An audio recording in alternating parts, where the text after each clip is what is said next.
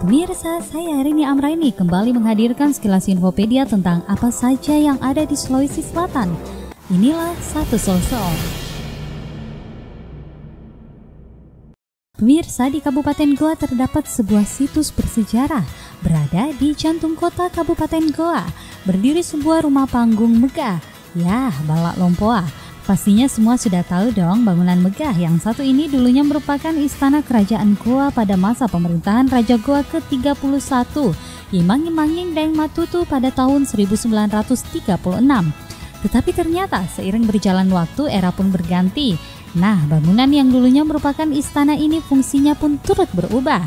Balak Lompoa saat ini disulap menjadi sebuah museum yang berisi beragam benda bersejarah koleksi peninggalan kerajaan Goa.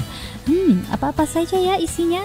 Wah, bahkan beberapa benda diyakini merupakan benda pusaka loh, seperti tombak rotan berambut ekor kuda, parang besi tua, keris emas yang memakai permata, gelang emas berkepala naga, kancing dan anting-anting emas murni serta kalung kebesaran. Yap, demikian Satu Sulsel kali ini pemirsa. Saya Rini Amraini, tetap saksikan infopedia kami berikutnya dalam Satu Sulsel.